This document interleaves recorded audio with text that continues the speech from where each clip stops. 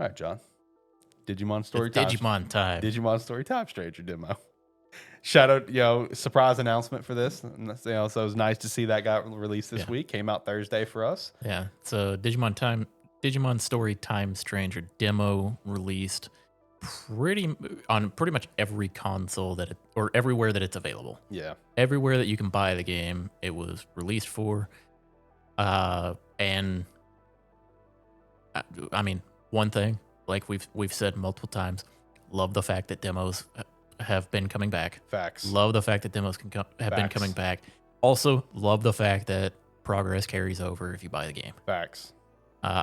So it's one where very excited to see that. But yeah, demo itself, it just throws you in the beginning of the game. And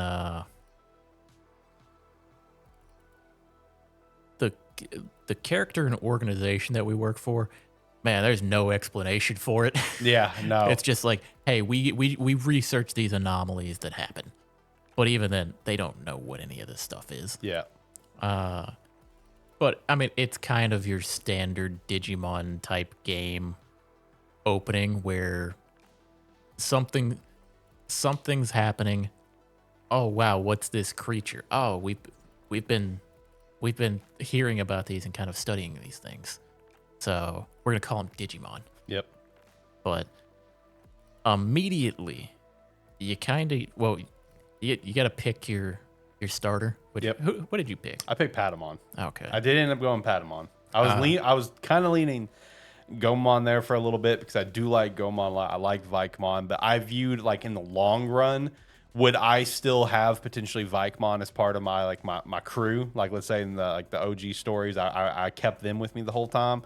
I voted no, but I would probably definitely keep Seraphimon the whole time. I like Seraphimon. He's pretty sick. Where do you think I went? Did you go Demi Devilmon? I did go Demi Devilmon. That's not what I expected. Just you asking that question made me think that. I was looking at him. I was like, I'd normally never make this decision. I'm gonna do it. We're on two separate ends of the spectrum.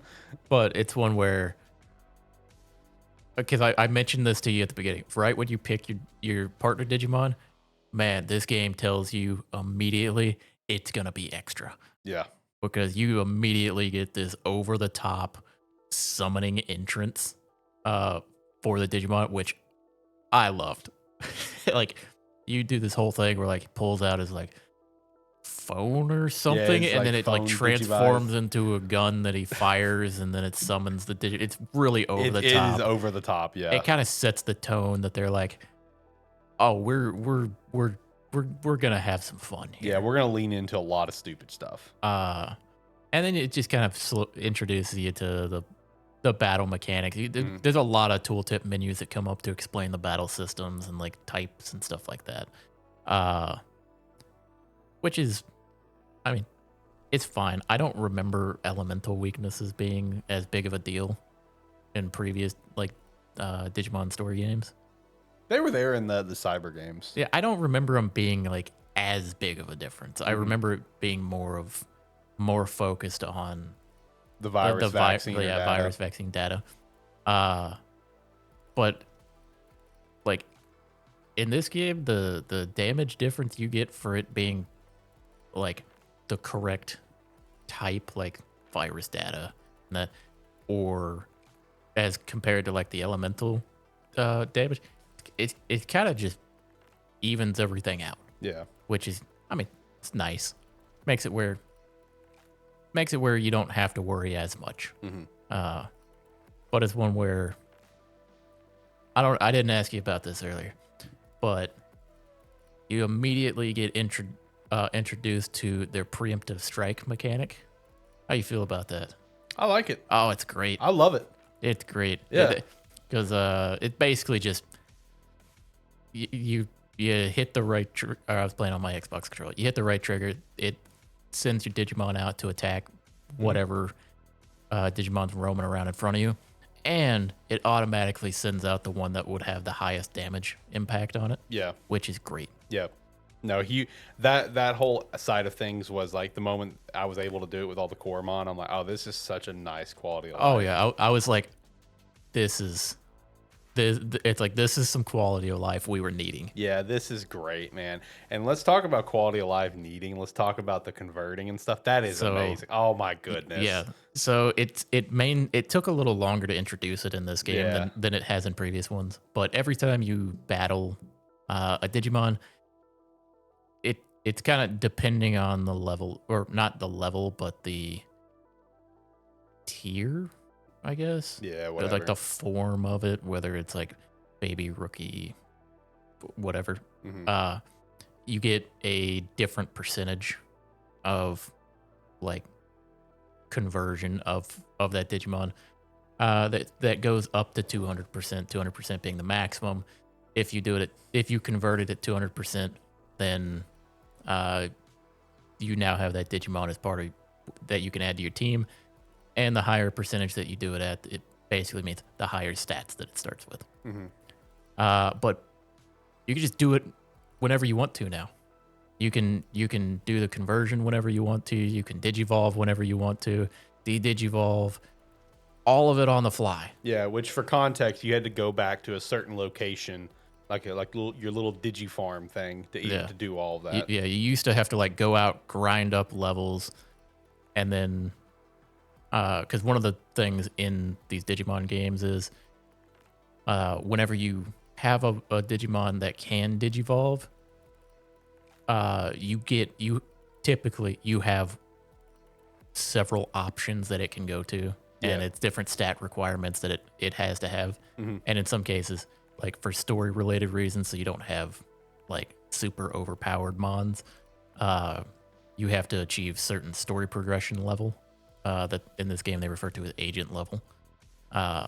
So you either have to have progressed far enough in the story to be able to do it, or just stat requirements. And in previous Digimon games, a large part of like leveling up and being able to get more stats and that is max its level out, or it's like you go farm up, max its level out, de-digivolve it, or digivolve. It's like you digivolve it up, max its level out, and then de-digivolve it back down, Hmm.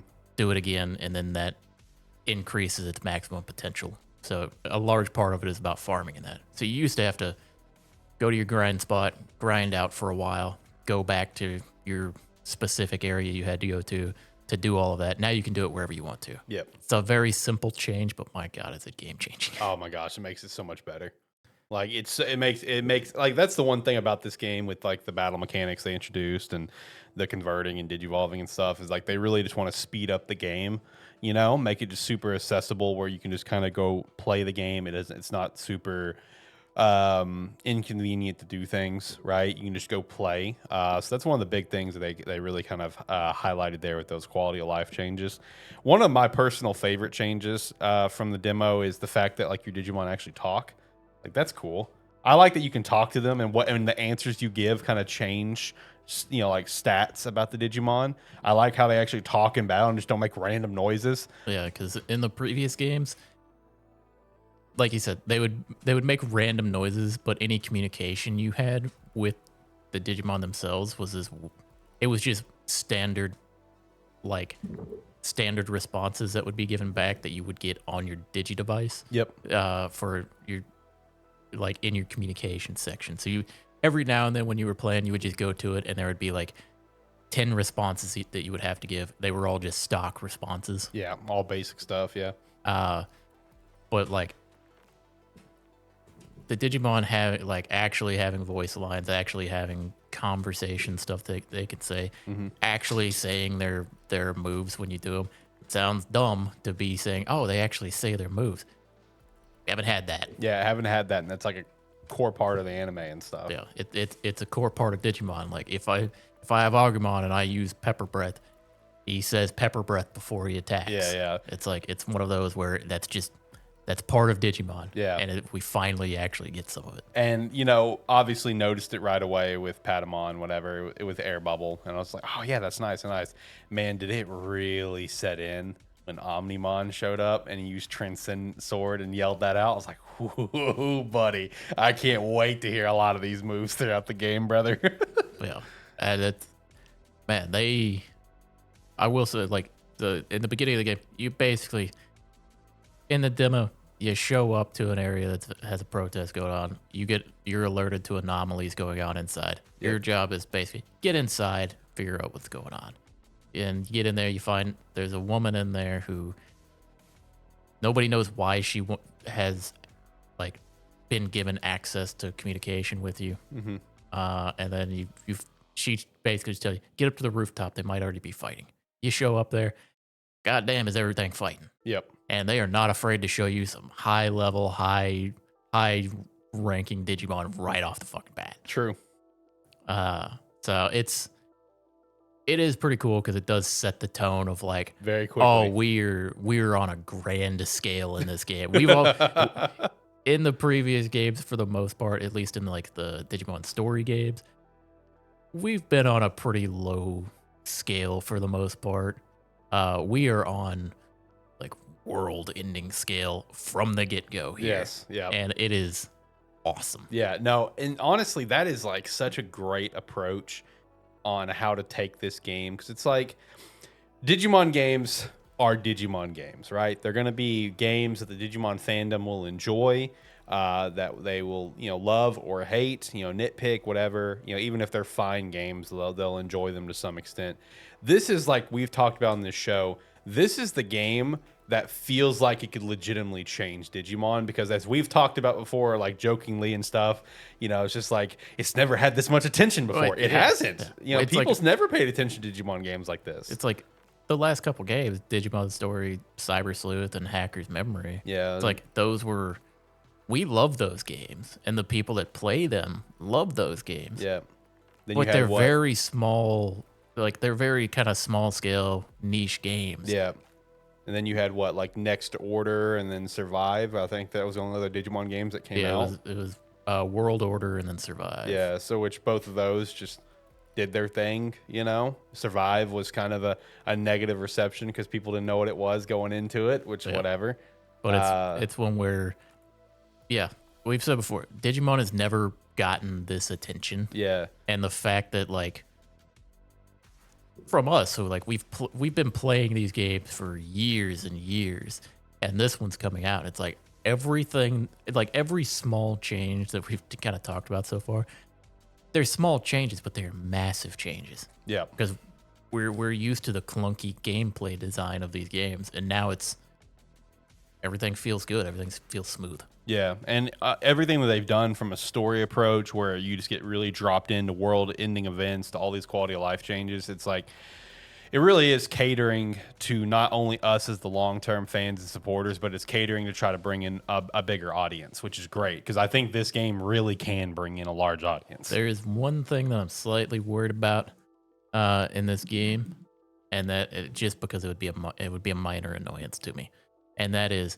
man, I hope when the game comes out and I play through the rest of it, man, I hope I don't get stopped every 30 feet for my Digimon communicator. For them to stop and talk to me and tell me you need to move forward. You've got clearance to go. It's like, I would already be there if you would stop stopping me to tell me that. I think it's just because it's the demo. It's the demo. It's the early game. They gotta stop you at points to tell you everything. Yeah. But it's one where.